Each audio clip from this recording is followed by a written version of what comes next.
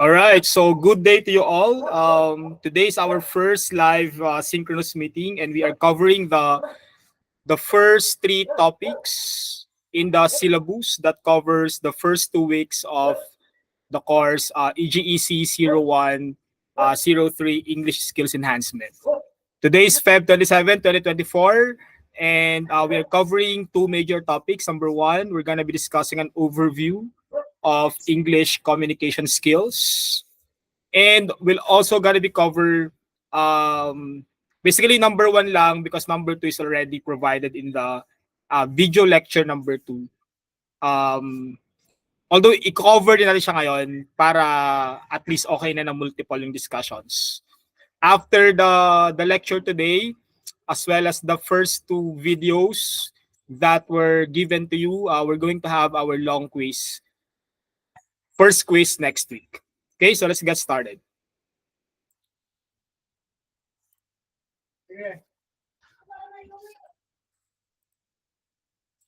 Okay, so as I was saying, this particular presentation, it has like 51 slides, as you can see on your monitor right now. We're going to be covering major topic number one, an overview of English communication skills.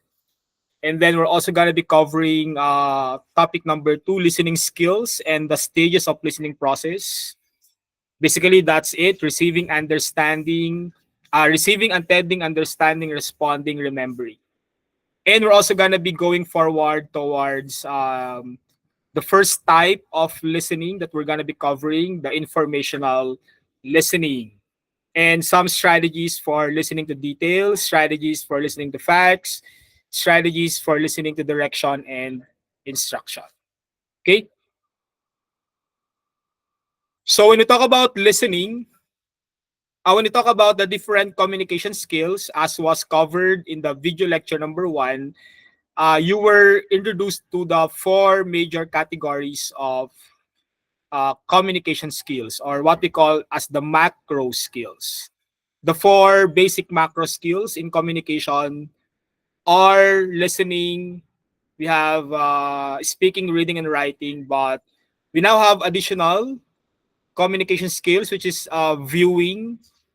So viewing is literally watching, and watching is now considered to be a very basic communication skills because of the advent of YouTube, TikTok, Netflix.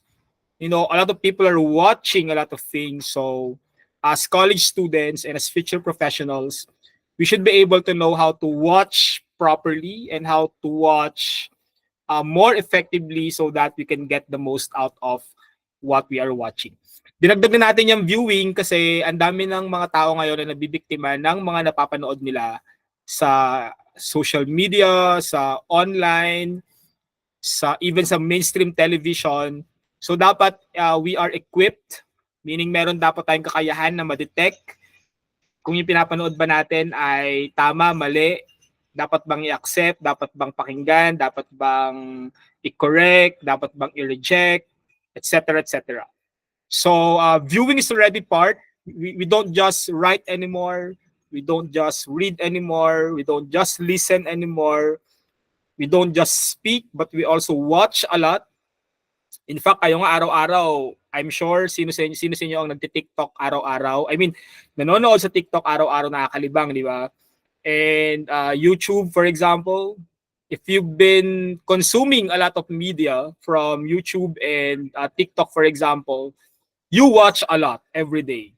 So it's really important that you should be careful about what you're watching. You should be able to detect correct and wrong information from what you're watching depending on your purpose kung bakit nyo siya pinapanood. Siyempre lahat tayo nanonood tayo for different reasons, like number one, to be entertained, para maglibang. Number two, to get information, tulad ng panonood sa mga lecture ng klase, so you get information. And ano pa, to also get entertained, get information, or basically yun lang, dalawang bagay lang talaga yung major things why we watch television or online video materials and all that. So we're starting with the first communication skills, listening. That is why you will see in your Google Classroom this week preliminary listening exercises. So I will be forwarding to everyone a listening skills practice because we're going to be focusing on developing your listening skills in the coming month. Perhaps we are devoting 4 weeks of our time equipping you and training you to become better listener. Siyempre magkaiba yung listening sa hearing. We know that already since our purposive communication classes, we have differentiated between listening and speaking. Between listening and hearing. Yung hearing, nakikinig ka lang. Yung listening, nakikinig ka ng may pang-unawa. So when you hear, you just hear the sound but you don't really make an effort to understand what you are hearing. But in listening, there is that important aspect of making an effort to understand. For example, nasa online class kayo ngayon. So yung iba sa inyo nakikinig lang, pero yung iba hindi naman talaga nakikinig. Wala tayong translation sa Tagalog ng listening hearing kasi parang pareho lang di ba? How do we translate in Tagalog the terms hearing and listening? Hearing, nakikinig. Siguro hearing, nakikinig lang ng walang pang-unawa. Listening, nakikinig ng may kasamang attention at pang-unawa. So our goal is to become listeners and not just hearers. Okay, but then let us define what is listening. So listening involves making sense of spoken language, normally accompanied by other sounds and visual input with the help of our relevant prior knowledge and the context in which we are listening. So that is quite a heavy definition, right? But when we say listening, we try to understand what we hear from another person, the sounds they produce. Tulad ng ginagawa nyo ngayon sa akin, sinusubukan ninyong intindihin kung ano yung mga sinasabi ko ngayon. Pero yung process ng pagsubok natin na maintindihan yung sinasabing tunog ng kausap natin ay naapektuhan ng maraming bagay tulad ng, for example, visual input. Siyempre, di ba, pag puro ulo ko lang nakikita ninyo, medyo nakaka-bore and also it's like robotics. That is why when we speak, di ba, we move our hands, we make sure that our facial expressions are correct and our facial expressions provide more meaning to what we say. Di ba? Kaya nga, di ba, pag may kausap tayo, we observe their eye movements, yung kanilang facial expression, nakasimangot ba sila, malungkot ba sila, yung galaw ng kamay nila. All those things are part of how we interpret what we hear from the people we're talking to. At hindi lang yon guys, bukod sa panlabas na mga bagay, naapektuhan din ng mga dati na nating kaalaman yung mga sinasabi natin. Okay, that is why we should be very careful about what we say because we might be misinterpreted by the person we're talking to. Yun naman mga nakikinig, there's also a possibility that they will misinterpret the message because they have, because they have different relevant prior knowledge and context. Ang ibig sabihin ng context is that yung pag-intindi mo sa narinig mo ay palaging naapektuhan ng kung sino ka bilang isang tao. Yung relihiyon mo, yung pananampalataya mo, yung politika mo, kung BBM ka ba, Lenny ka ba, komunista ka ba, pati yung relihiyon mo ay naapektuhan din ng pag-unawa mo sa mga naririnig mo. Even your sexuality can affect how you perceive or how you receive what people are saying and what you are listening into. Even your family background, your level of education, and also your level of skills in language. For example, kung medyo mahina ka sa English, mahina ka sa pagkikinig sa English, you don't understand the words, so it will also affect your level of understanding. Kaya kung napapansin niyo guys, nagta-transition ako from Tagalog, English, and then I speak in Tagalog, I speak in combination. Ang tawag namin dyan sa language teaching ay trans-languaging guys. Kasi hindi kasi pwede na pure English palagi, kahit English class. Because we need to help you understand concepts using all possible language we can use for you to understand what we are discussing. So although this is an English class, we are speaking more in English, but as you can see, I would also try to translate what I say in Filipino or Tagalog, so it will help you better understand the concepts. So ang daming factor, di ba? There are a lot of factors that will affect how we interpret what we are listening into. Kaya nga dyan nagkakaproblema sa information eh. Dyan nagkakaroon ng mga miscommunication kasi mali yung narinig, mali yung pagkaka-interpret, akala yun yung accurate na information pero hindi pala. That is why, di ba, inaral natin sa purposive communication that for successful communication to happen, para magtagumpay yung komunikasyon sa pagitan ng dalawang tao o ng mga tao, dapat sa dulo ng lahat ng proseso ay nagkaintindihan sila. Dapat walang assumption na naganap. Dapat walang misinterpretation na naganap. Dapat walang nag-assume ng kahit ano. Dapat walang akala ko kasi. Wala dapat, ay akala ko kasi ganito. Ay mali pala ako na narinig. Kailangan at the end of the process, both of you, yung nakinig tsaka yung pinapakinggan, should be able to make sure na nagkaintindihan kayo. That is why in conversation, dapat magtanong tayo, nagkaintindihan ba tayo? Klaro ba? Malinaw ba? Nag-gets ba yung sinasabi ko sa'yo? Ikaw naman na nakikinig, pwede mo naman din i-clarify. Tama ba yung pagkakarinig ko? Ganito ba yung sinabi mo? Tama ba yung narinig ko? Is this what you said? Did I hear you right? Kasi mahirap, baka mamaya mag-pass on ka ng maling information. You know what guys, I'm sure you've heard this in the video lecture number 1. Being good in communication and making sure that you communicate very well is important not only in your studies but also in your professional life but also in your personal life. Sabi ko din sa unang video, I think sinabi ko yun doon sa unang video, sobrang halaga ng communication kasi marami sa mga problema natin sa buhay nag-uugat sa mga miscommunication.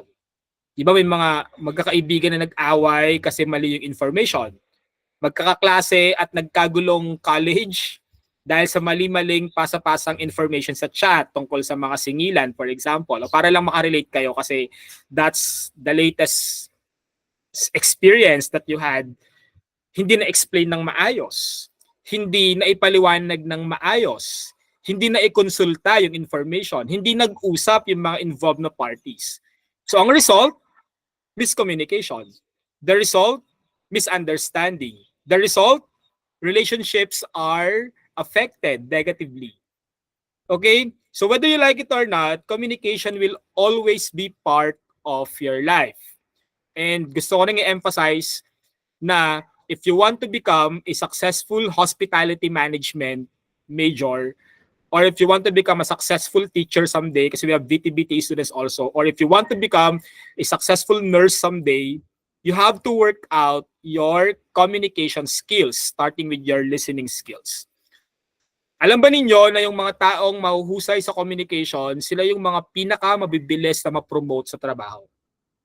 Okay? So wag ninyong sasabihin ngayon na, kasi sir, introvert ako doon nagsasalita. Sir, kasi ito na talaga ako tahimik na talaga. Hindi mo pwede yun. Because, yes, ako sa personal, tahimik ako guys, sa totoo lang. Sa personal, tahimik lang ako, nasa kwarto lang ako palagi, tutulog lang ako palagi, or kung walang ginagawa, mag-isa lang ako palagi. Okay? Pero sa trabaho, I make sure that I communicate well. I talk with people, I converse with people, I get along with people. Kasi dapat ganun tayo, dapat pro tayo. Professional tayo. Personal things can be done personally, but professional things should be done professionally. If you want to become successful lang naman in your career. Anyway, ang dami ko na sinabi about listening. So let's move forward. What are the different listening comprehension skills that you need to, hindi naman master, kundi you should be very familiar with and you should know how to do this. Number one, dapat you will be the person who will be able to recognize literal meaning. Pag ano yung sinabi, dapat naintindihan ko ano yung sinabi. No, literal meaning. Sometimes there are hidden meanings sa mga conversation natin. Reality naman yon, di ba? Ang hirap namang intindihin kasi may mga tao talagang mahirap intindihin tulad ng mga jowa natin na mahirap kausap, di ba? Saan mo gustong kumain? Kahit saan, kung na bahala. Yung mga ganon. Ang hirap natin intindihin nun, no, kung paano. Pero, kidding aside, when we say recognizing literal meaning, what we're trying to say is that when you're asked question about literal meaning, ano ba yung mga literal meaning when we say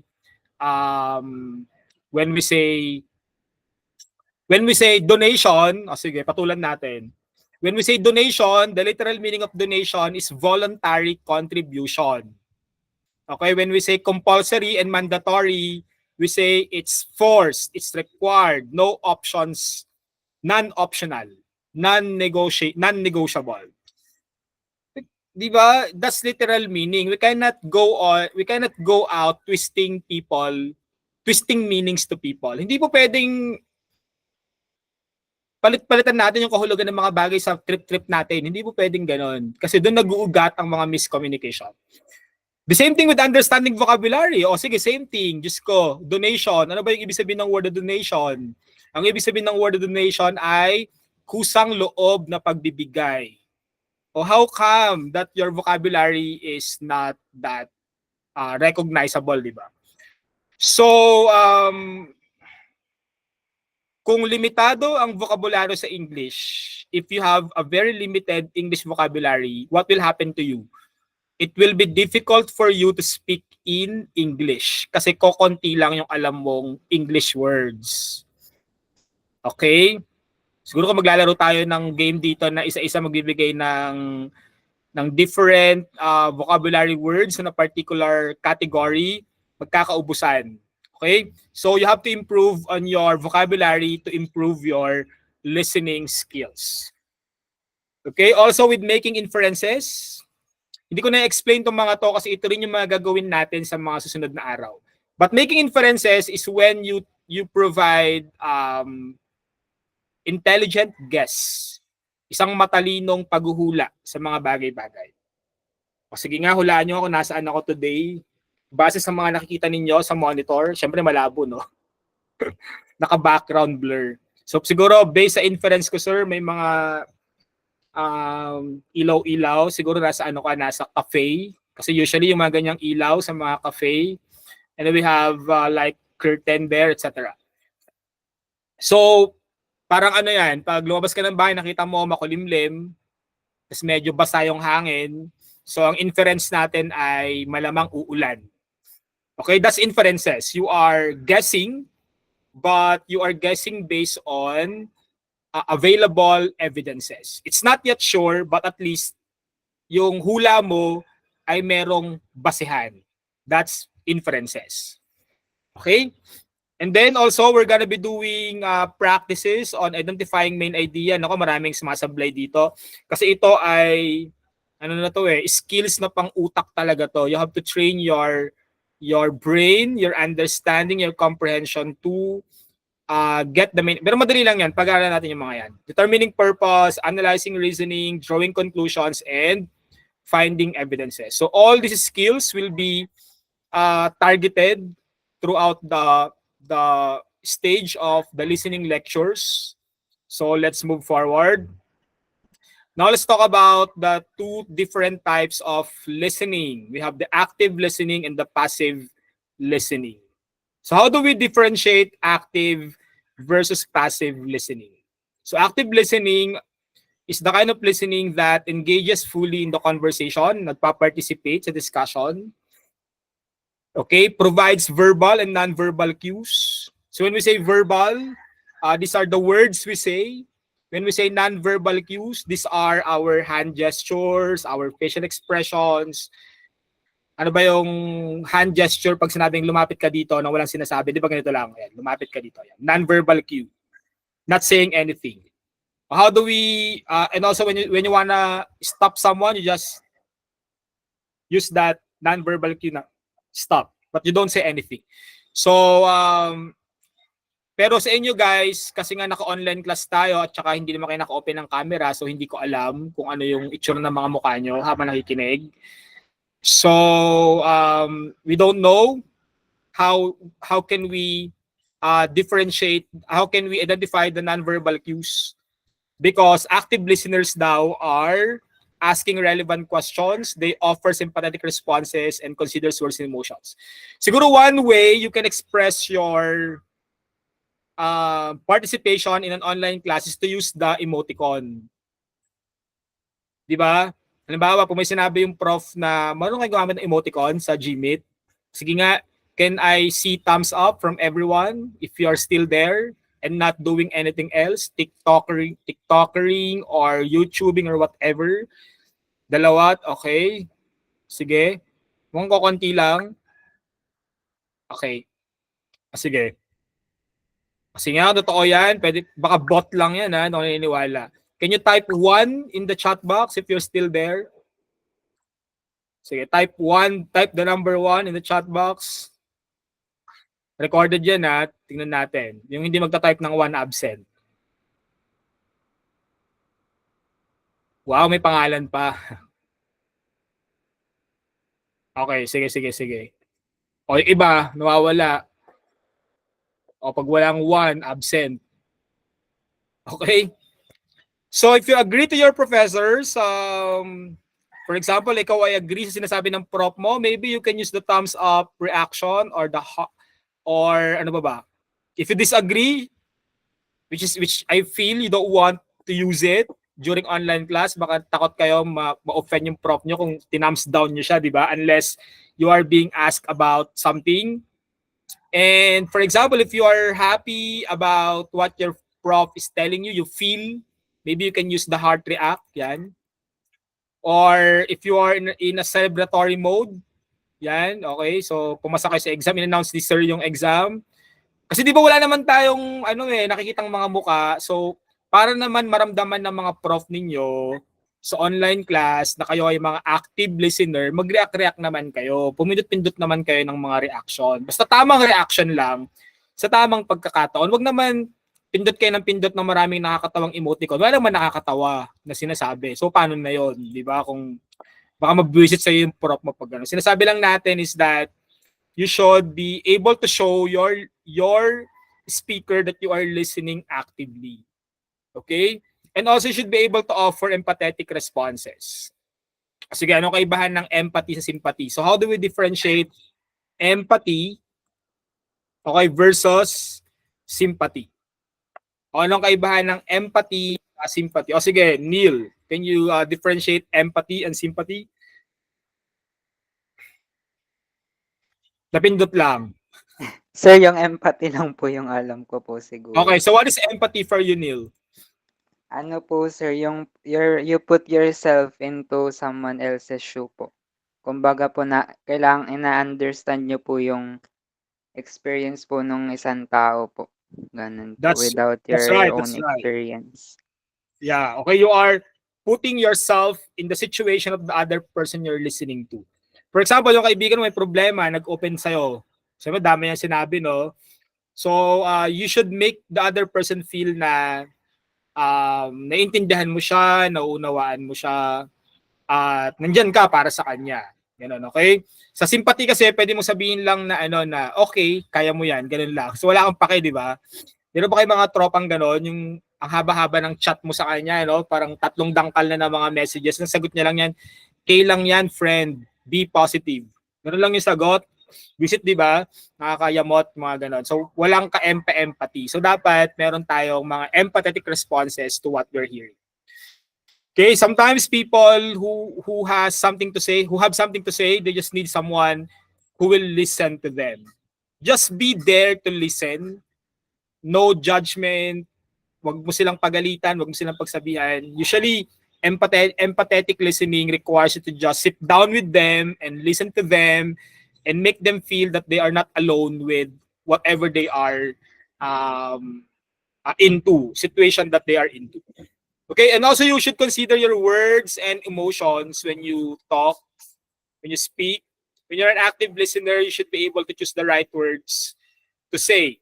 Okay?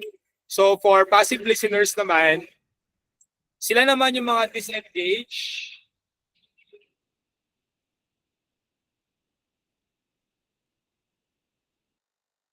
Okay, passive listeners naman, sila naman yung mga disengaged and distracted. O balita ko nga, ako may mga ano ko sa inyo eh, may mga mata ako sa bawat section eh, kala nyo ba? Meron ako mga kinausap. I talk to one person in every class. Sila yung mga agent ko sa loob ng klase ninyo. So alam ko, no, sila yung mga nagsusumbong sa akin sa mga pangyayari sa loob ng classroom. So I have eye on everyone, kaya mag-ingat kayo sa mga ginagawa ninyo ha. So dapat honest tayo palagi sa mga ginagawa natin. Okay, and I heard that many of you, when you're attending online classes, many of you are just, iba nag-TikTok pa, yung iba may ibang ginagawa, yung iba nag-gym or whatever na ginagawa nila. Actually guys, sa totoo lang, ako naman, wala naman akong pakialam kung ayaw ninyong mag-aral or if you don't intently motivate yourself to attend classes, it's not my loss anyway. Okay, it's not my loss that you choose to do something else. Well, in fact, you should be attending classes. Tandaan niyo guys, nag-enroll kayo sa BPSU, binigyan kayo ng mga classes schedule. Dapat yung mga classes schedule niyo naka-block. Ibig sabihin nun, you should not schedule any other activities on your scheduled classes. So siguro maging mas responsible tayo at mas maging accountable. Kasi alam niyo, pinag-aaral kayo ng taong bayan, the people of the Philippines, they are spending millions of money for each of you para baliwalain nyo lang yung pag-attend sa mga klase at baliwalain nyo lang yung pakikinig sa mga klase. Siguro isipin nyo rin na makonsensya kayo kasi ang dami-daming mga mayang Pilipino nagbabayad ng tax para makapag-aral kayo pero nagti-TikTok lang kayo or kung ano man yung ginagawa ninyo, you don't give respect to the time that should be given to your classes. Okay? Kasi minsan masyado tayong relax, chill, ganon. Baka nagkakalimutan kayo na libre tuition nyo, libre miscellaneous fees, libre lahat, bawal maningil ng kahit ano. Okay, binabayaran ng taong bayan yung pag-aaral nyo, kahit yung iba hindi deserving. Ako, laki-laki ng tax na binabayaran ko every month. I pay more than 25,000 pesos of tax every month. Okay? Na tumutulong para mapatakbo ang Pilipinas din kahit papaano. So ang dami namin, lahat kami, we are contributing to the tax. So kayo naman bilang mga kabataan, siguro bigyan na natin ng pagpapahalaga yung libreng edukasyon na ibinigay sa atin. Except sa mga nagbabayad dyan, congrats. Okay, okay, may mga iba kasing nagbabayad ng tuition. But anyway, yun nga. Siguro malayo lang yung paliwanagan na yon para lang ma-convince kayo na kapag oras na para makinig sa klase, makinig sa klase. Kapag oras na ng klase, umattend sa klase. And don't do something else. Okay, huwag niyo ipahiya si Rizal. Okay? Pag-asa ng bayan, guys. Okay? Let's have the next slide. Okay, when we listen, there are different barriers to active listening. When we say barriers, these are the things that hinder mga nakakasagabal for us to become very active listeners. So we have, number one, inadequate language base. Ibig sabihin nun, hindi masyadong mahusay sa English. So, sino ba rito yung mga ganon? Kayo ba pag nanonood kayo ng Netflix na English movie, nakabukas ba yung subtitle ng pinapanood nyo o hindi na? Kasi kaya-kaya na ninyong makinig sa movie kahit walang subtitle. Have you tried? Who's watching here on Netflix without subtitles? If you can do so, you're already good in your listening skills. If not, kailangan mag-practice para mag-practice. Kasi kung kung kokonti yung naiintindihan kapag nakikinig sa English, ibig sabihin nun, mahina ang language base. Ibig sabihin nun ay kokonti yung vocabulary na alam. Pwede rin ibig sabihin nun ay kokonti ang exposure nyo sa English. Tingnan nyo guys ha, ilang oras kada araw, how many hours every day do you think are allotted to you guys being able to listen in English? In 24 hours, ilang oras doon yung nagugugol na ang naririnig ninyong mga words ay English. So konti lang, di ba? So kung konti lang, hindi ma-train yung ears natin. Your ears will not be trained on the different words in English. So ultimately, that will affect your being good in English. Kaya kung gusto niyo gumaling sa English, guys, kailangan makinig kayo ng maraming English. Makinig kayo araw-araw. Ano bang pwedeng gawin? Manood kayo ng mga movie in English, manood kayo ng mga podcast in English, manood kayo ng mga YouTube videos in English. Talagang maglalaan kayo ng oras kada araw. Maybe 1 hour a day will be enough. Kahit nga 30 minutes lang araw-araw eh. You watch something in English, you will see how beneficial that will be for yourself in the long run. Hindi naman after 1 week, okay na kayo eh. 2 weeks, hindi pa din. 3 weeks, 4 weeks. It will take you years to develop that. So, you might want to start today. So, mamaya after class, bago ka matulog, you can watch a YouTube video in English, something educational, something you can learn.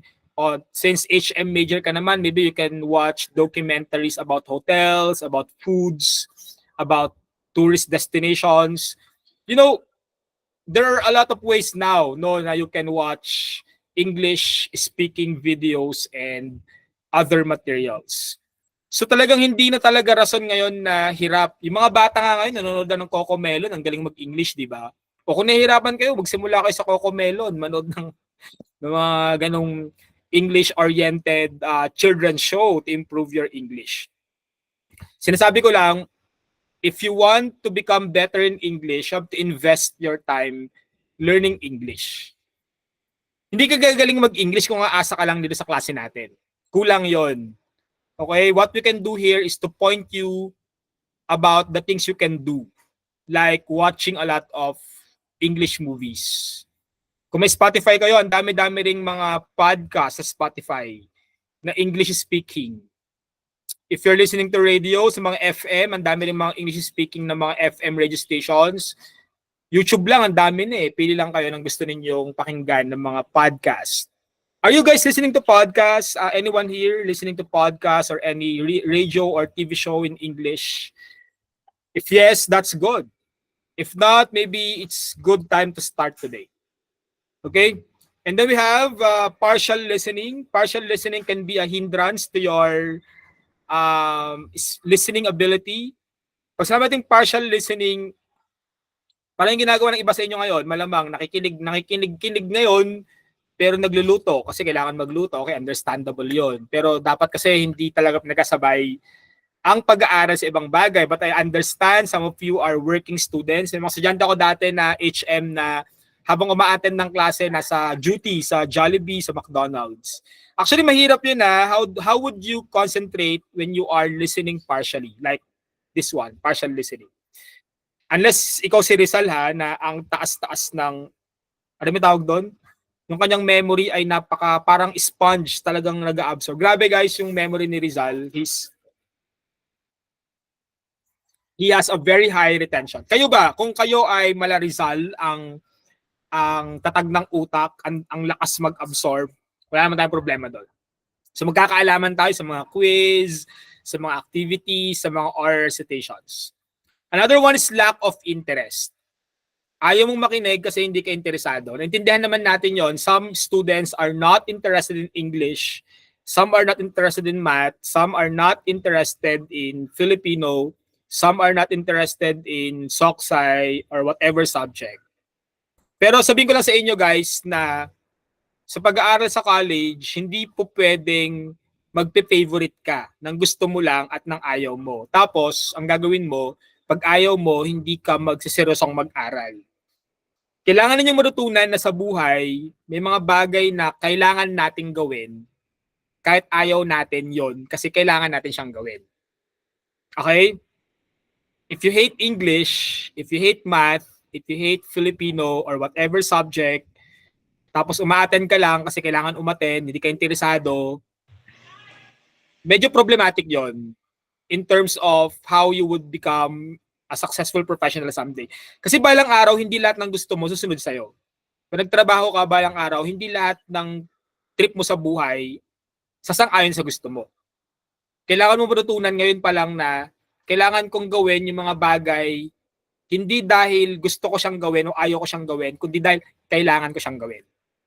Okay? The same with listening to lecture right now. Siguradong ako 100%, meron dyan sa inyo ngayon, hindi nakikinig ngayon, naka-attend lang yan, naka-attend lang sa Gmeet. Pero sabi ko nga kanina, hindi ko naman yan kawalan. It's not my loss anyway. Okay? Kayo yung mawawalan dyan. Kayo yung mawawalan. Tapos magumagsak kayo, kapag nagka-problema kayo, galit pa kayo, pag sa evaluation, babagsak niyo pa yung teacher niyo, kasalanan pa ng teacher pa rin sa dulo. Di ba? So dapat ayusin natin yung mga priorities natin sa buhay, guys. Okay? Another one is prejudgment. Same thing with lack of interest. Meron ka ng prejudgment, meron ka ng husga. Hindi mo pa na-meet yung prof, galit ka na. Hindi mo pa nakikita yung prof, ayaw mo na sa kanya. Okay? So we shouldn't do that. Or yung topic kasi ayaw mo, kaya ayaw mong umattend, ayaw mong pag-usapan because you don't like the topic. Meron ka na kaagad prejudgment sa unahan. And also, some of us are very negative towards the speaker. Ay, ayaw ko makinig sa kanya, hindi ko gusto yung taong yan. Mga ganon. So that will affect the way we understand things we listen to.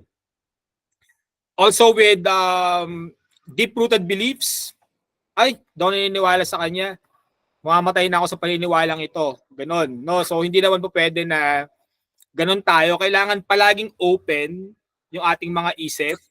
Ay hindi, BBM na ako forever. Kahit anong mangyari, kahit anong sabihin nyo, Marcos pa din hanggang mamatay. Lenny hanggang mamatay, mga ganon. So dapat tingnan natin, do we need to hold on to our beliefs really, or whether we should try to listen to new information so that we can get the better information. Okay, so wag tayo masyadong pa-deep-rooted beliefs. Also intolerance, ayaw mag-accommodate ng ibang information.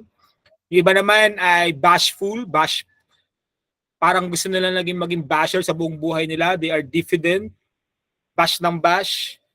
Okay, nang babash ng mga prof, nang babash ng mga klase, tamad naman mag-aral. Okay? Tamad naman makinig sa klase, pero kung makapambash ng mga klase, makapambash ng mga prof, akala mo siya yung pinakamagaling na tao sa mundo. Pero bagsak naman ang mga exam. For example lang naman yon. Huwag tayo masyadong bashing, huwag tayo masyadong bashful. We should always have that positive, optimistic outlook towards things, kahit sa mga bagay na kinaiinisan o kinaayawan natin. Okay? That is how we should become a very active listener. Okay, now let's talk about speaking naman, guys. Kasi overview lang naman tayo. In terms of speaking naman, there are 4 areas that we need to look at. Number 1, your fluency, and 1 is vocabulary, grammar, and pronunciation. Siyempre, when we speak, we should be able to at least become more fluent. When we say fluent, guys, it means that you are able to deliver your ideas in complete words, sentences. That's being fluent. Pag sinabing fluent, hindi yun yung pronunciation, na iba yun. Ito yun, yung pronunciation. Vocabulary, kanina pa rin sinasabi yan. Sinasabi natin palagi na kung kokonti ang alam na words sa English, kokonti din yung sasabihin. Kaya pag tinanong sa English, sasabihin na lang no comment. Kasi nga wala namang masabi. Kasi nga walang alam masyado na words. So we need to practice, guys. And of course, grammar, no? We need to check on our grammar. Make sure that we have correct grammar. You know, especially guys, we are in the Philippines. Ang dami-daming grammar police dito. At sa Pilipinas, kapag nagkamali ka sa grammar at nakita yan ng mga tao in public, nako, ang laki-laking kasalanan na mali ang grammar mo. Pinagatawanan ng mga Pilipino pag mali ang grammar, di ba? So you guys who will be graduating in college, you have to practice your correct English. Alam ba ninyo na hindi ka gagaling sa grammar dahil lang nag-aral ka ng grammar? Hindi. Di totoo yun. Okay? So kung gusto mong gumaling sa grammar, you practice speaking more in English. Panoorin nyo yung mga Hollywood movies, paano sila nagkasalita, paano nila kinoconstruct yung mga sentence nila. Gayahin mo lang sila. You try to imitate them. You watch a lot of Disney movies in English, mga American TV series, or even English or English dub Filipino movies or TV series. Okay? You can become better in grammar by practicing more English than studying the rules of grammar. Hindi ka gagaling mag-English kasi nag-aaral ka ng rule ng grammar. Nakakatulong yon pero hindi yun ang pinaka-best na way para gumaling tayo sa English grammar natin. Gagaling lang tayong mag-English at gagaling lang yung grammar natin kapag palagi nating sinasalita yung English. We always use English all the time. Okay? Para hindi kayo masayang pag pumapasok kayo sa school, pag on-site class, di ba many of us walk from the campus towards the terminal pag pauwi na. O yun, habang naglalakad kayo papuntang terminal, try yung conversation in English with your classmates. You talk in English while walking towards the terminal. Kahit banter-banter lang. Kahit biruan lang na English. At least you practice your English.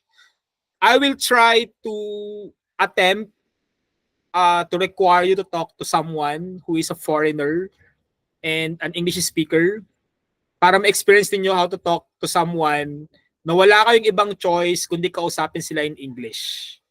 Inisip ko po kung paano yun gagawin. Ang plano ko ay maghahanap kayo ng isang maybe European, American. Kasi lang, baka delikado, no? Kaya inisip ko din kung paano yun. Mga AFAM. Okay, mga AFAM daw. Pero meron akong kaibigan na Amerikano, so na-try ko siyang kontakin kasi masyadong nakakapagod kung lahat kayo. Maybe I would require you to have a friend from abroad who speaks in English so we can practice our speaking in English to another person na walang ibang language kundi English.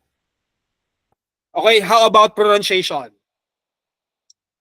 Tanong guys, meron bang mali at tamang pronunciation? For example, which one is correct? Should we say flag ceremony or flag ceremony? Again, which one is correct? How do we pronounce it? Is it correct to say flag ceremony, ceremony, or flag ceremony? Ceremony, ceremony. Which one is correct? The first one or the second one? Type 1 if your answer is 1. Type 2 if your answer is 2.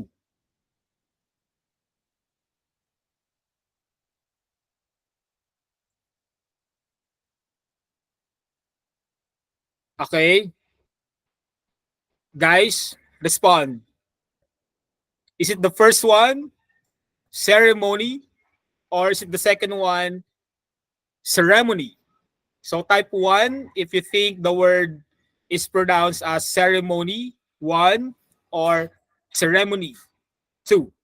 Okay, game. Tingnan natin kung sino ang magde-decide. Okay, 2-1, 2-1. Okay, so tayo ngayon. Okay, pinakamarami na yung 1 ngayon. 1, 1. Okay. So 3 votes, 4 votes for 2. 1, 2, 1. 1, 1. How about the others? Come on, guys. Wake up. Participate. Okay. So pinakamarami na tamang sagot daw para sa kanila ay ceremony. Hindi ceremony. Ceremony. Ceremony. Ceremony. Ceremony. O sige, sinong gustong mag-react doon? Sa number 1. Why is it that it should be the pronunciation? Or is there any reaction about the two pronunciations? Any comment? Who would like to share his or her thoughts on the pronunciation?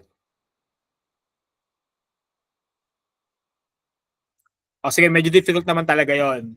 But both pronunciations are correct. So walang mali sa pronunciation na yon. Actually, Dictionary of English like Merriam-Webster will say the pronunciation is ceremony because that is how Americans and British and other Western speakers of English would pronounce it, they would say flag ceremony. Okay? Pero yung mga Pilipino kasi, ang pronunciation nila karamihan sa atin, ceremony. Kasi affected yun ng Tagalog natin, kaya ceremony. Di ba? Flag ceremony. Tanong natin tayo ng flag ceremony.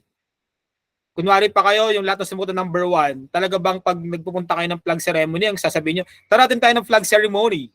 Talaga ba? Seryoso? Huwag nga kayo. Okay? Pag nagsasalita kayo, sinasabi nyo, tara natin tayo ng flag ceremony. Wala naman sa'yo nagsasabi ng tara natin tayo ng flag ceremony. Wala naman, di ba? O umamin kayo. Okay? So there's nothing wrong with saying ceremony because it's a Philippine English pronunciation. You studied about world Englishes in purposive com, right? There are different Englishes and different Englishes have different pronunciation. Diba? Philippine English, American English, Singaporean English, Hong Kong English, Indian English, British English, Canadian English, Australian English, New Zealand English. These are varieties of Englishes around the world. Parang Tagalog, ang dami ring iba-ibang Tagalog, di ba? May taga Bulacan ba dito? Anyone here from Bulacan? Purong Bulacanyo? Wala. How about, meron bang taga Batangas dito? Batanggenyo? Di ba ibang-iba mag-Tagalog yung mga taga Batangas? They sound so different. They even have the alae term at the end. Okay, but it's still Tagalog. So pag si Batanggenyo at si Bataenyo, pinagharap natin, nag-usap silang dalawa, magkaiba sila ng tunog, pero nagkakaintindihan sila because both of them are using the same vocabulary, they just pronounce it differently. So hindi na uso ngayon guys yung mga tinatawag natin na maling pronunciation. Although syempre, you still need to follow other pronunciations like in English, you have to follow yung sound ng may letter F, letter V, and of course in English, they have the sound T. Ang letter T nila ay T. T. Pero ang Tagalog natin ay T. Iba yung tunog niya T. Di ba? Talaga. Talaga. Okay? Compare that with other English words starting with T like tomato. Diba? Tomato. The same with, ano ba, talaga. Wala naman nagsasabi ng talaga. Wala naman ganun, no? Hindi naman tayo, talaga. Ano ba? Bili ka nga ng tinapa. Social, di ba? Pag sinapa. Parang hindi naman, mali naman ganun, di ba? So, iba yung pronunciation. So, you know, pronunciation is just a slight differences on how people say things. Pero ang pinakamahalaga sa lahat, sa nagkaintindihan, yun na yun. Okay? There's no need for you to sound like an American or British unless, di ba, you're working in a call center. Di ba, pag sa call center, syempre kailangan. Pag Amerikano yung mga kliyente, kailangan tunog Amerikano ka din. Yung mga Amerikano, dapat hindi nila malaman na Pinoy yung kausap nila. So we can do that by adjusting our pronunciations to sound like an American. You know, we have that American accent when we speak. So the other person will feel na, oh, it feels like I'm talking to an American. Alright. So ano na yung mga speaking skills na gagawin natin for the rest of the semester? We're gonna be dealing with interview. Yes, guys, magkakaroon tayo ng live job interview dito sa GMeet sa harap ng mga kaklase ninyong lahat para ma-develop ang ating confidence. Also, your presentation skills and public speaking. Okay, magbi-videoke tayo sa klase dito sa GMeet. Online videoke, guys. Lahat kakanta ng videoke dito sa GMeet para ma-build natin yung confidence ng lahat. Matanggal yung hiya. Okay, required na mag-videoke ang lahat sa mga sunod na araw dito sa ating GMeet class. So, videoke tayo soon. Okay, to improve your speaking skills. So, simula na kayong mamili ng English song na gusto ninyong kantahin with a partner para mabilis tayo. Partner naman, get a partner so you would sing that song together. Pero i-schedule pa natin yon. There will also be group discussion, may mga debates din tayo, career development, confidence level improvement, and also if you are better in speaking, you have better job opportunities. Okay?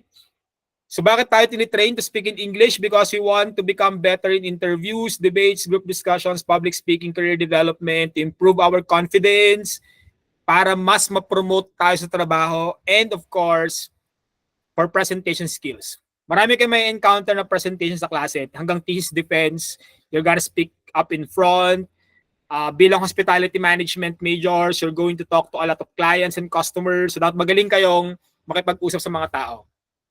Okay, next up. Okay, some tips to improve English speaking skills. Okay, number one, don't worry about making mistakes because you will and be patient. Huwag kayong mag-alala na magkamali. Wala naman magko-correct ng grammar sa inyo when you speak. Kasi ang goal naman palagi is, basta nagkaintindihan kayo ng kausap mo, okay na yon. Talk slowly and carefully. Okay, watch English movies and shows. Sabi ko nga sa inyo kanina, communicate with your friends. You know, when you have GC with your barkada, why not try to chat in English? Mamaya, try niyo mamayang gabi. 30 minutes chatting in English. No Tagalog allowed. You should not be allowed to chat in Tagalog. You try to do that later on with your friends. It's fun. It's fun. Pagalingan maggawa ng mga English words para mihan ng alam na vocabulary. And then read a lot, of course. Reading is a very helpful way to improve your communication skills in all areas. Listening, speaking, reading, writing. If you want to get better at writing and speaking, you should read a lot. Okay? O sige nga, survey ulit tayo. Ilang libro na ang nabasa ninyo sa buong buhay niyo na natapos ninyong basahin? Can you count? Starting from the day you were born until today, hindi kasali yung mga libro sa school. Kunwari mga novels, mga pocket books, etc. Kung magbibilang ka ng librong nabasa mo na sa buong buhay mo, ilang libro na ang nabasa mo? Can you give me a number from 1 to infinity? Share, guys. Come on. Share a number. How many books have you read so far in your entire life? Have you read a lot? Kung wala, lagay 0. And don't be shy about it. Don't be ashamed of it. Okay? Maybe it's time for you to realize na, kailangan ko palang magsimulang magbasa. Kailangan ko palang magbasa-basa. Kasi if I want to help myself better in communication, I need to read. Sige nga guys, can you give me a number from 0 to infinity? How many books have you read so far in your whole life? Si Christian ay aminadong wala. Okay? Good for you. 0 din. Si Therese, si Ken. Shock, seryoso kayo guys. Melvin, Mark Lawrence, 0 din. Sa kabilang section kaninang umaga, merong nagbigay ng 9, tsaka 8, tsaka 7. Si Mark Lawrence, nakaisa na. Ay, di pala. Kanina pa pala yun. So far 0, guys. How about the others? Si Sam has 2. That's good. Neil has 10 and below. That's great. All right. We have a reader here. Pero ang tagal na, ilang taon na kayo? 18 na kayo, di ba? O 18 years, yan pa lang nababasa nyo. Dapat magbasa kayo ng madami. O, sige, iba. Carlene said 3. All the others, 1. While still majority are in 0 status. Okay. See, okay lang yan. It's not always too late to start something good for you. Pero can we ask si Neil? Neil, are you there? Can you give one title of your favorite book that you've read? If you can just recommend that to us. Ano po, sir? Ano po yung title? Failing Forward po siya. Ano po siya? Self-help book po. It's a self-help book. It's Failing Forward. It's a book more about... more on Wattpad na po yung iba. Oo, pero masaya yung libro na yan kasi it encourages us to look at failure as a positive thing, na failure is not always something negative. There's always something we can learn from failing. Failing forward. Pag nag-fail ka, bangon lang ulit, laban lang ulit, move forward. Alright. Yung iba ay walang pang binasa. Yung iba nakaisa pa lang. Ano kaya binasa nila? Pocket book siguro yan. Siguro mga ano may tawag doon? Novel sa Wattpad. Feeling ko Wattpad yung mga yan. Yung mga 111 na yan. Di ba? Okay lang yon. Pero sana English naman para more improvement on your vocabulary. Now, let's talk about reading, guys. So, reading is a multifaceted process involving word recognition, comprehension, fluency, and motivation. Okay, so in college, our main goal on reading is to improve your reading comprehension. Alam niyo magkausap kami ni Ma'am Carla Bautista. Do you know her?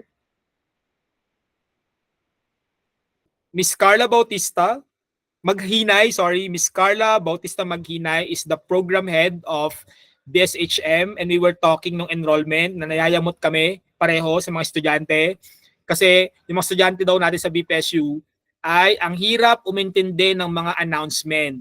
Ang hirap umintindi ng mga binabasa. Ang hirap umintindi ng mga ina-announce na kailangan basahin. Maniwala ba kayo, nakakayamot kaya guys? Simpleng completion form lang, hindi pa ma-fill out ng maayos. Tapos yung mga announcements sa GC, hindi binabasa ng maigi, tapos magtatanong. So dapat guys, in college, you should be very careful about what we read. We intend to understand. Dapat pag may binasa ka, magpursigi kang intindihin yung binasa mo. Kasi kayong mga alpha gen, mahilig kayo sa sinusubo na lang lahat eh. Gusto ninyo magtanong na lang, ayaw ninyong mag-research, ayaw ninyong maghanap ng information. Ang gusto lang ninyo palagi magtanong at maghintay ng sagot. Well, in fact, hindi dapat ganon because many things, for example, in college are already available through your reading materials. Tinatanong pa, na-announce na nga, nasa syllabus na nga, nasa module na nga, nasa PowerPoint na nga, naka-announce na nga sa Facebook group, sa Google Classroom, naka-send pa sa chat. Ang dami na, pero tinanong pa din kung kailan ang pasahan, for example. So where is your reading comprehension? You have to really be careful about that. So sabi nga naman ni Ma'am Carla, sige ma'am, pukpukin natin yung mga BSHM ngayong SEM na to sa pagbabasa. Total, hawak ko naman lahat ng BSHM, 1A hanggang H. Hawak ko naman ma'am. Sige, I promise you na pupukpukin ko sila sa pagbabasa this semester and there will be trainings on that. Anyway, reading will be part of the final term. So, bandang third quarter pa ito ng ating semester. Okay? So, reading is a cognitive process. Pag sinabing cognitive process, guys, ang gumagana sa pagbabasa yung utak natin. Okay, reading is a very difficult task kasi it needs you to focus. It needs you to allot time and it needs you to make an effort to understand. Ngayon, ang problema, pag nagbabasa ka, mahina ka sa vocabulary in English, tapos ang attention span mo, attention span ng isang goldfish, 1 second lang. After 1 second, nakalimutan na ulit yung sinabi, nakalimutan na yung pinag-usapan. O kaya ang iksi-iksi ng attention span ng mga kabataan ngayon. I think the attention span of young people today is just like parang 5 minutes. Parang after 5 minutes, lumilipad na yung utak. Nakakalimutan na. So reading will make you a more focused person. It's actually a very disciplined process. Pag nagbasa ka na nagbasa, nare-train yung sarili mo na maging matyaga. Alam niyo kung bakit hindi kayo matyaga? Kasi kayo yung TikTok generation eh. Di ba sa TikTok lahat mabilis? 1 minute lang, 30 seconds, 60 seconds, tapos na. Okay? But there are many things in life that you cannot just watch for 30 seconds or 1 minute. Like right now, it's almost 1 hour. Sigurado ako iba dyan natutulog na. Yung iba dyan ay iba na ang iniisip, nawala na yung attention. You know, reading is a very difficult process kasi it requires you to think. At marami sa atin ayaw mag-isip. Yan yung ayaw gawin ng marami sa atin. Marami sa atin ayaw nang nag-iisip. Okay? At kung nag-iisip man, after 5 minutes, bored na. Wala nang attention. So if you want to train yourself to become a more disciplined and focused person, magbasa kayo. Okay? Magbasa kayo kahit ilang minuto lang araw-araw. At marami tayong gagawin na pagbabasahin na coming SEM. So, reading skills ladder, we have this one, just a preview, but we're gonna talk about this eventually in the future. So, when you are reading, you start with identification. Ibig sabihin nun, tinatry mo munang intindihin kung ano ba tong binabasa mo, tungkol saan ito. And then explain mo kung ano yung binasa mo. Explore, meaning you would try to look for more detailed information from what you have read. And then analyze, pwede mong tanungin yung sarili mo kung meron bang mga usapin sa binasa mo na agree ka, disagree ka, payag ka, hindi ka payag. And then evaluation, whether what you have read is something that you should carry on, retaining in your memory, etc. etc. Okay? Sige, hindi man din kailangan yung i-memorize ngayon kasi pag-uusapan din natin yan kapag nagkaroon na tayo ng mga reading skills exercises. Ang ginagawa lang natin ngayon is just a review.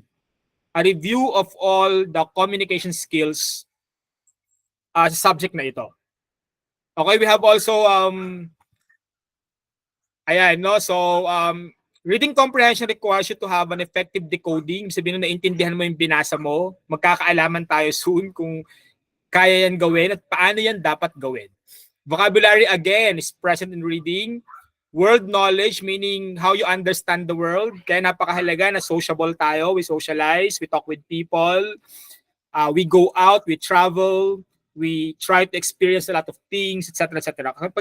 Ang ganda ng course yung hospitality management, pang tourism. Kaya yung mga talagang maraming alam sa iba't ibang lugar sa mundo, kultura, culture, society, politics, foods, religion, because you're gonna be future hospitality management professionals someday, di ba? So, dapat kung hospitality management kayo, marami kayong alam na mga restaurants, pagkain, mga pasyalan, mga hotel, etc.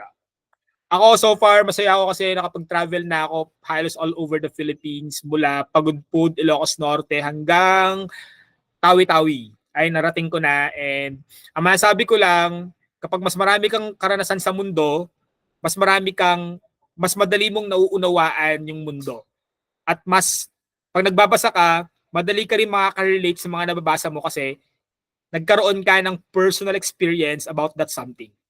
So huwag tayong magkulong sa mga bahay natin. Kung meron tayong chance na maggala-gala, mag-ikot-ikot, meron naman tayong allowance to do so, explore natin ang mundo. Kasi sobrang sarap mamasyal, guys. Nakaka-relax, nakakawala ng stress, plus it expands your understanding of the world. Kaya napakahalaga ng reading ng world knowledge sa reading comprehension. And of course, kailangan may paraan ka din para maintindihan yung mga binabasa mo. Kayo ba pa nagbabasa kayo, nag-notes kayo? Nag-notebook pa kayo? Or pa nakikinig kayo sa lecture, nag-notes pa rin kayo? If you are doing that, surely you will become a more successful student. Nag-notebook. Sino yung nag-notebook habang nakikinig? Sino yung nagsusulat sa gilid ng mga margin ng handout kapag nag-review? Kapag ginagawa niyo yon, sigurado ako you will become a successful student at sigurado din ako na magiging successful professional kayo someday. Tandaan niyo tong araw na to, it's Feb 27, 2024. Ikaw yung estudyante na laging nag-notes at laging nagsusulat sa mga handout niya, nagme-maintain ng notebook, pupusta ako. Okay, 5 years later or 10 years later, ipupusta ko ang pangalan ko. I'm sure you're gonna be a successful professional. At yung mga hindi naman nagne-notes, well, kayo yan. Baka matalas ang memory nyo, yung nakatingin lang kayo sa monitor, sabi ng mata nyo, na-observe na-scan ng mata nyo, tapos na-retain sa memory, o di kahanga-hanga. Eh di very good kung ganun kayo, di ba? Pero ako kasi hindi talagang ako, lahat ng successful na estudyante nag-notebook, nagsulat sa gilid ng margin ng mga handouts nila. Okay? Majority ng successful na mga professionals today. Si Rizal nga, hindi din naman magsulat din Sino ba? Sila Bonifacio, gusulat yung mga yan, etc. Sabi naman ninyo, hindi mo kami bayani, sir. Hindi nga, pero ang sinasabi lang natin ay if you are more dedicated to what you do, you become more successful. Hard work beats talent. Walang kwenta yung honors sa totoong mundo. Okay, walang pake ang mundo kung cum laude ka. Someday. Ang pake ng mundo sa'yo, someday ay kaya mo bang gawin yung trabaho? Kasi marami rin akong kilalang honor student na sablay sa pagtatrabaho. Kasi kabisote lang Magkaiba yung kabisote sa madiskarte. So dapat dun tayo sa mas madiskarte. Okay? Alright, so let's move forward. Skip natin yung iba, natin kailangan pag-usapan yung iba. Okay, these are the different strategies in reading na pag-uusapan natin. Guys, soon. Yan, lahat yan gagawin natin. So we're not gonna cover them one by one today. Because we will do them.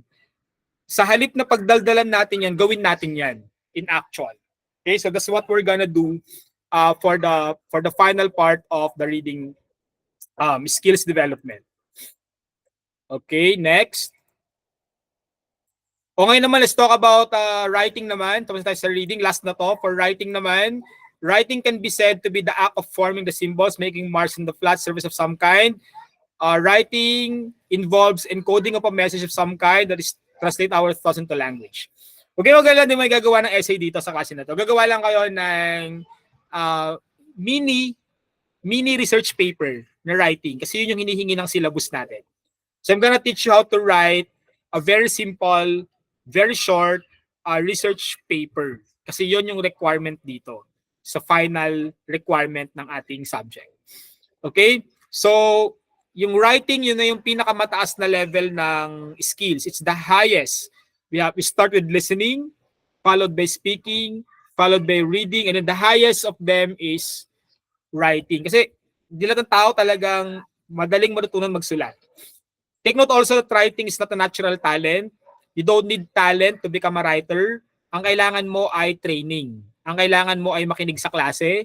Ang kailangan mo gawin yung mga assignments sa klase so you can learn how to write better than before you entered the SN course. Okay? So what are the things expected of you when you want to write in English? You should be able to write a speech, gaya na natutunan sa purposive com, essay writing, paragraph writing, email writing, letter writing, report writing, notice writing, advertisement writing. So, meron tayong mga writings dito tulad ng application letter at saka ng resume. Yun yung gagawin natin talaga for this course. Okay? So, some tips to improve your English writing skills. I want to focus on one lang. Magbasa. Yan, read widely. If you want to become a better writer, magbasa na magbasa. Okay, read widely. Read a lot. You know what? I know you read a lot, guys. Alam ko nagbabasa naman kayo lahat eh. Pero ang tanong lang kasi, ano yung binabasa nyo? Yung binabasa nyo ba nakakatulong para tumalino kayo? O yung mga binabasa ninyo nakakabobo?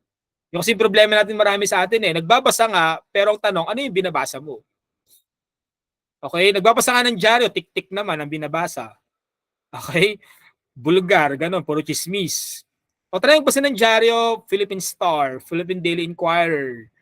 Nagbabasa ka ng magazine, FHM naman. Meron pa ba nun? Shucks, batang 90s. Okay? Dapat magazine tulad ng The Philippine Panorama. Ano ba? The Sunday Star. Ano ba yung mga magagandang magazine ngayon? Time Magazine, Newsweek Magazine, Asia Magazine. Mga magazine na makakatalino talaga. Hindi yung mga ano lang na walang kakwenta-kwenta. Okay, so yun lang yung gusto kong i-emphasize dito. If you want to become better writer, magbasa ka. Ako guys, writer ako. And I get a lot of money from writing. Alam niyo ba na nag-ghost writing ako sa ibang mga tao? So I do ghost writing and I earn a lot of extra from writing from someone or from anyone. Kaya kung magaling kayong writer, pwede ninyo magamit yon para kumita. So online, ang dami nagpapasulat ng kung ano-ano, di ba? Ang laki ng kitaan pag magaling kang writer.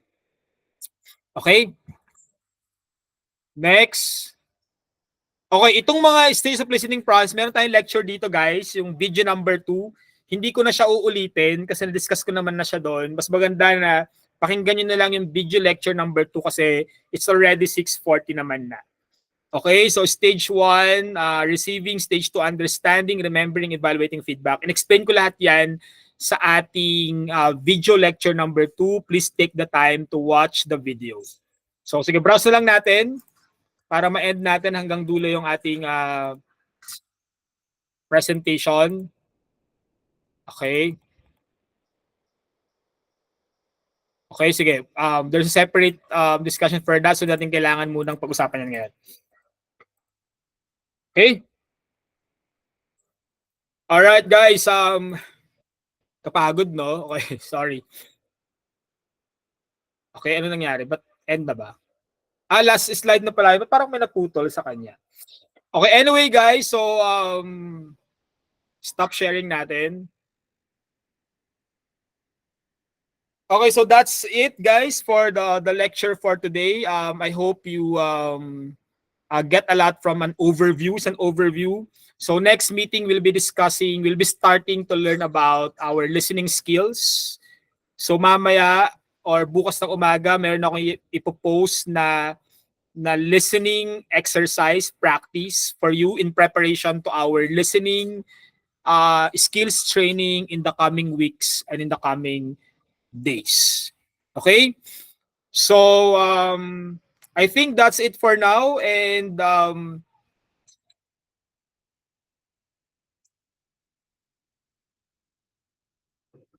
there's no need for us to do the recitation today. Okay, that's good news for everyone. So hindi tayo gagawin ng live. Ang gagawin ko na lang ay magpo-post ako to everyone who's gonna be watching this recording. This is only true for BSHM 1H. So BSHM 1H, I'm gonna post an assignment in Google Classroom. It's a question where you need to type your answer there. Di ba you're supposed to recite today and answer the question, what is the most striking lesson you've taken from the first two videos? You just need to type your answers in that Google question assignment later in Google Classroom. Okay, so we're ending the class right now, guys. I don't want to hold you for long. Anyway, lagpas 1 hour din naman. We will continue our meeting next Monday. Okay, we're going to have our synchronous class next Monday and asynchronous naman ng Tuesday depending on your class schedule. Okay, so that's it, guys, for today. I think we're gonna end today's meeting. And please visit your Google Classroom and your Messenger chats for additional information and further instructions. Okay ba yun? So hindi na tayo mag-recitation ngayon na kasi umuubos rin yung oras natin, tsaka marami pa naman tayong time para gawin yan sa ibang pagkakataon. So can you open your cameras, guys, and let's just take a photo from class today. Okay. Kung nasaan man kayo, kung nasa mall kayo, okay lang, okay lang. Yes, all lectures are always together with the PowerPoint. Lahat yan ay naka-share palagi. Okay, mag-alala. Lahat ng lecture, lahat ng PowerPoint, palagi natin sinishare yan. Okay, sige, smile tayo on the camera. 5, 4, 3, 2, 1. Smile. Okay, I hope it works. Okay, so that's all, guys. See you around. Ingat ang lahat. God bless you all. Have a great night, everyone.